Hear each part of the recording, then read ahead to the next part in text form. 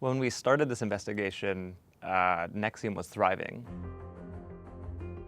They had their main center in Albany, but they had centers in Mexico and LA and Vancouver.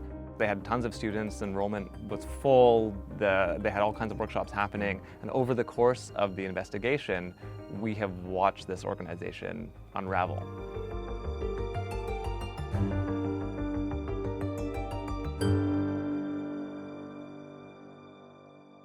Keith Raniere does not immediately look like the kind of person who you would associate as a sort of bigger than life. You see a photo of him and it's sort of hard to imagine how he could hold a room and be this big charismatic figure.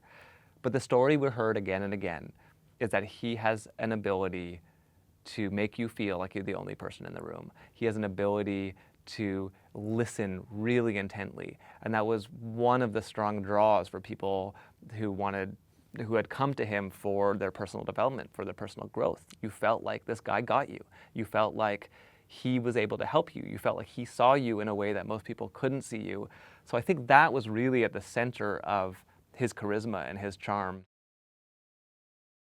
What's really interesting that when we started digging into who he was and sort of where he came from, there's a number of signs and characteristics that go right back to his teenage years and into his early 20s that are very much central to what NXIVM is. I spoke to one of his ex-girlfriends who said, you know, he had this idea that when he was 13 years old, he was enlightened. He had reached some higher state of being. And that is really, you know, the image of himself that he continued to espouse as the head of NXIVM. So it's not only this idea of being enlightened, but also of being a genius. And he has kind of created this mythology around himself that he was talking in full sentences at age 1 and could read at age 2 and was a piano prodigy and a judo champion. In 1989, he takes this high IQ test and he does really well. And the Guinness Book of World Records lists him as one of the smartest men in the world. So there actually is some institutional acknowledgement and legitimacy to his claims that he is exceptional. That mythology he's built around himself, or the story he's built around himself of being a genius, of being enlightened, was central. A lot of people told us that's what attracted them to join this organization, to follow this guy. The other element that goes right back to his 20s is he had this particular infatuation with multi-level marketing structure, a kind of pyramid structure to how organizations run. And that's where members in the organization earn money by recruiting other members. He had worked for a while for Amway and seems to have been inspired by what he saw there. And then early on, before he created NXIVM, he actually created a multi-level marketing company of his own where he sold, you know, household appliances and vacation packages, and it did really well. And it was based on this same model. So when he created NXIVM, we see it again, that's how the organization was structured, that members of NXIVM went out and recruited other people and they earned commissions. It was one of the ways the organization could really grow. And then in fact, when DOS was created, and the FBI alleges that Keith created DOS, it has the same structure. Women were recruited into the group, and they were required to recruit other women. And you very quickly are able to sort of exponentially expand the size of that organization. And then the last element that I was totally surprised to see also stretches back almost to his teenage years, is his view of women and his view of sexual relationships with women.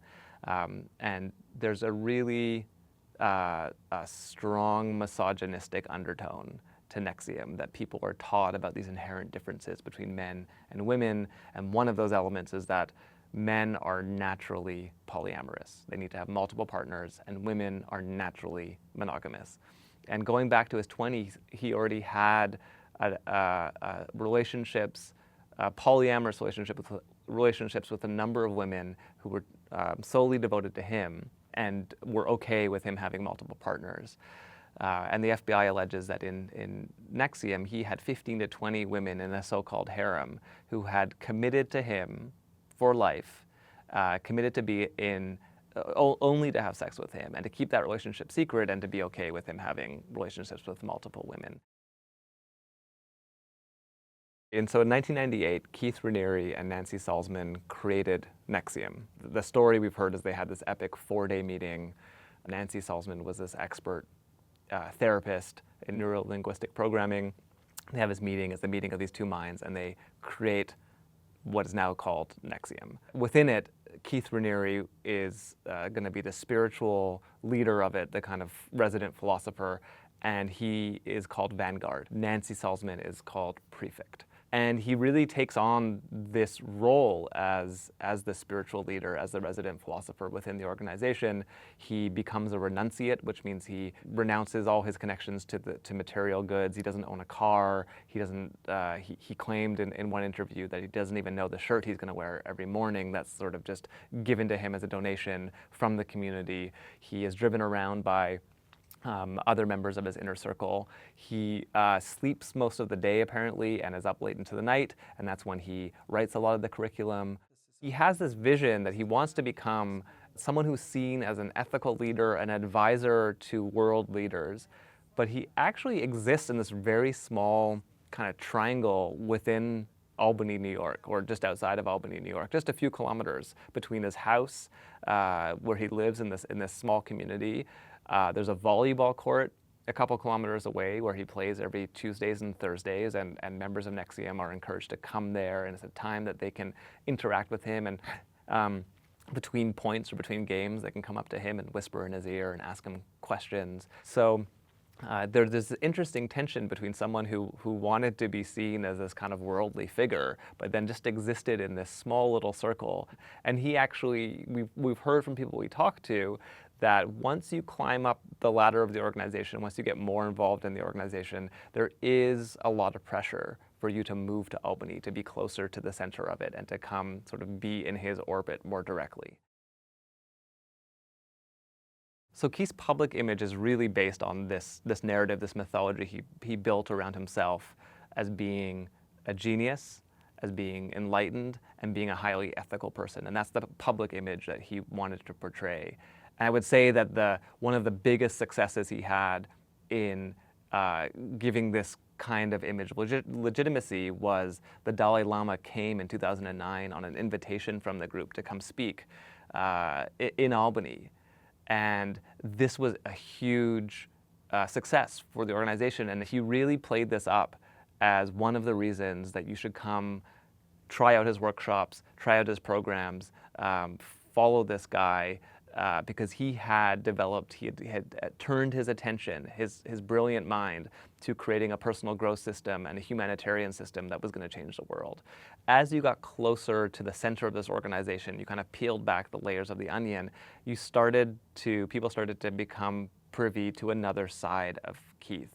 First of all, he had this harem of 15 to 20 women. Many of them were high-ranking people within the company. Some of them sat on the executive board of the company.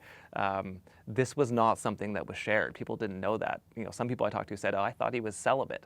He also had a public image that was really about rational and critical thought, and he was wanted to be seen as a scientist. But within a smaller private realm of these higher ranks, he had pretty unscientific ideas. One of those ideas, in fact, was that the people in the organization were reincarnated from Nazi officers. They've now, come back to atone for their sins and to redeem their souls, and it was one of the ways to better the world. So this was something that he definitely knew he had to keep private. It did not square with this sort of rational, scientific side of himself that he was trying to promote to most of the community.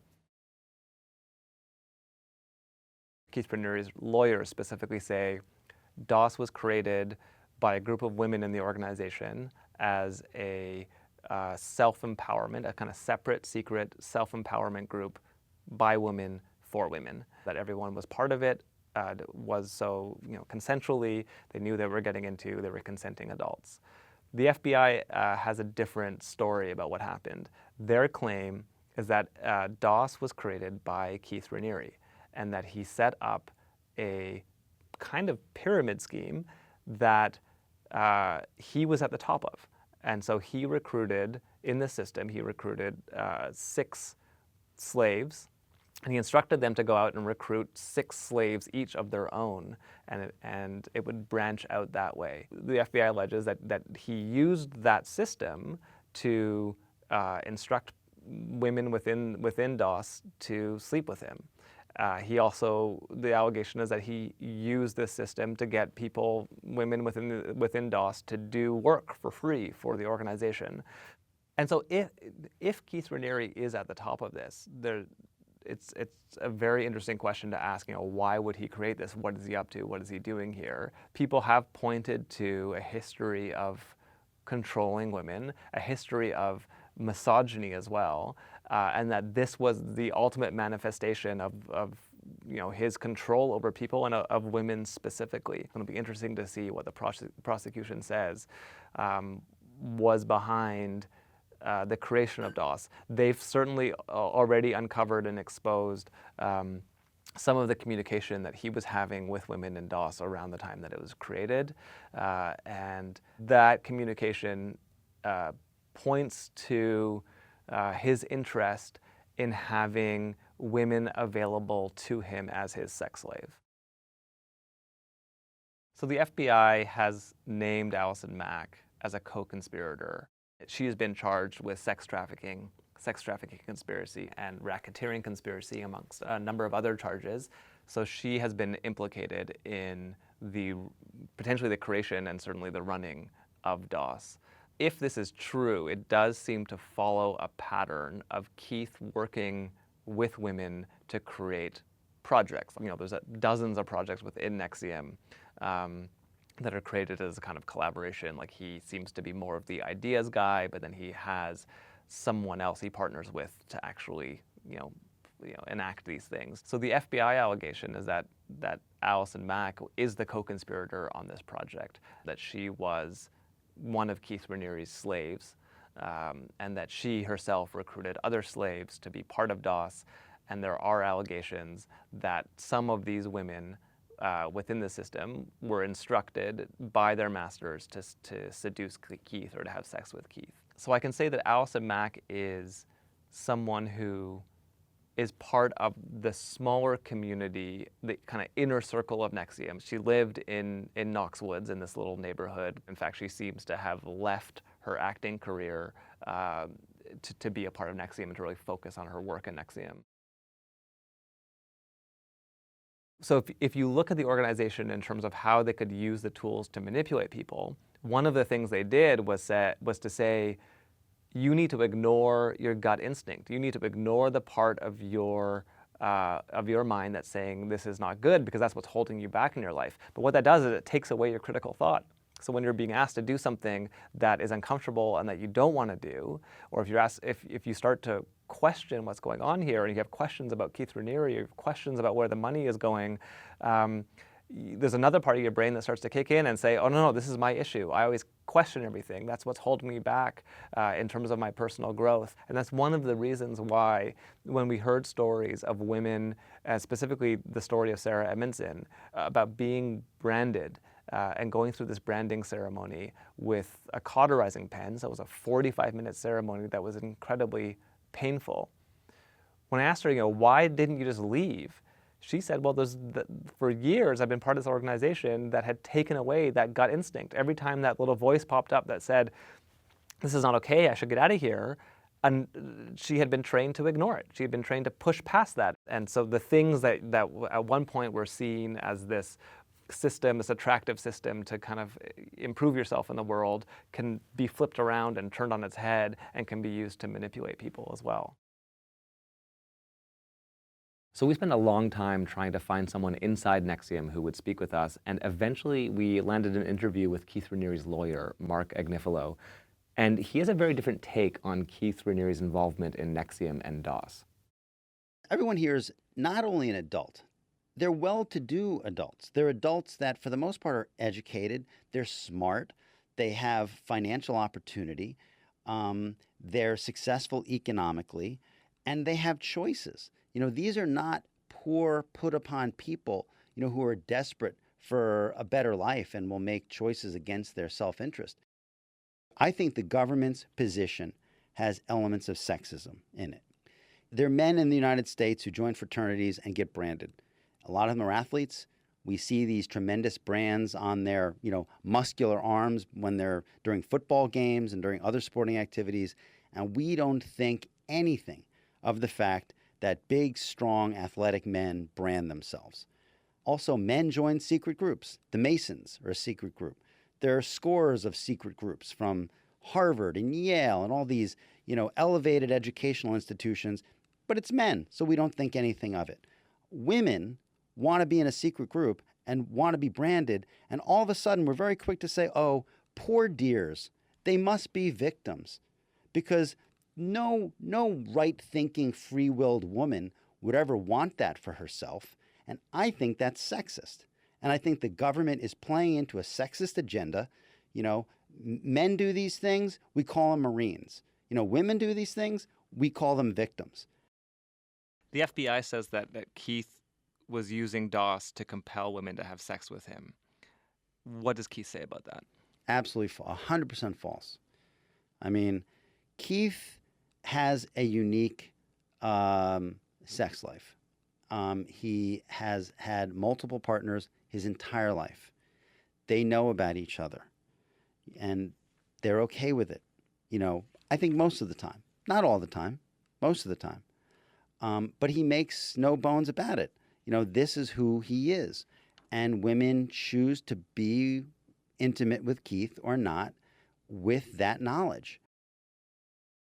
The FBI alleges that there are, in fact, several women who were in DOS who said they were forced or compelled because of collateral, they had handed over collateral, to have some kind of sexual encounter with Keith. Are you suggesting that those women are lying? Yes.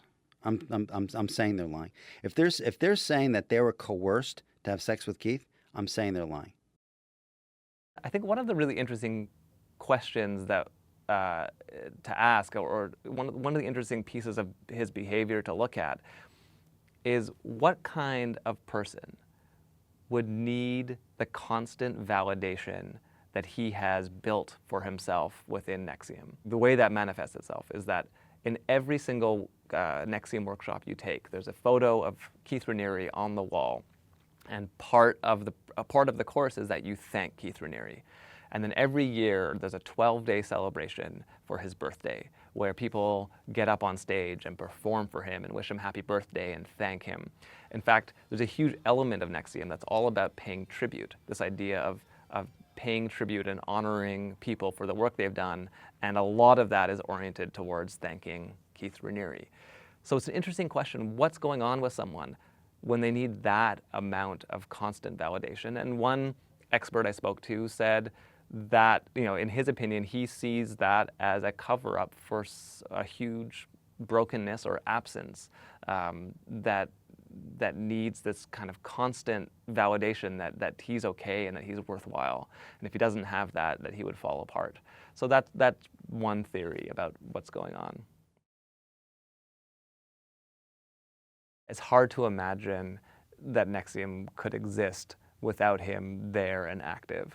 But who knows what will happen. It seems like he has a remarkable hold and sway over the inner circle and the core members of NXIVM. I guess it's a question is, can he maintain that sway and persuasion, and will his followers stick with him if he's in jail? Going way back to when media first started criticizing the organization, Keith Raniere talked a lot and baked into the curriculum a narrative about the organization being under attack. And it was a way of inoculating the members against criticism, against outside scrutiny. And the story was that when people come around who are radical thinkers, who have new ways of seeing the world, who are revolutionary, there's going to be pushback. There's going to be people that want to destroy them. There's going to be people that don't want to see those ideas flourish. And he points to Martin Luther King and other Nelson Mandela and other revolutionaries. So that was another way to say, don't be surprised when the media comes out with stories. Don't be surprised if the government comes after us, or the police or the FBI come after us. That's what happens to radical thinkers, to revolutionaries. To that extent, it wouldn't be surprising if the people who have remained committed to him are able to do so despite the evidence that might come out in a trial. They may still stay devoted to him, and they may still follow his orders or decide to run some kind of version of this. It's hard to imagine though, that it would have the broad appeal that NXIVM had prior to Keith Raniere's arrest. When NXIVM was operating, when the executive success programs were operating at full speed, they were going after and trying to attract the general public. They needed new recruits. Now, if you Google it, it's hard to imagine that many people would sign up for a personal growth workshop from an organization that has its first Google hit. Leader of elected sex cult has been imprisoned. So it doesn't seem like it can exist in the way that it existed before, where they're trying to recruit new students to take a program that's supposed to make them a better, more humanitarian, more ethical person in the world.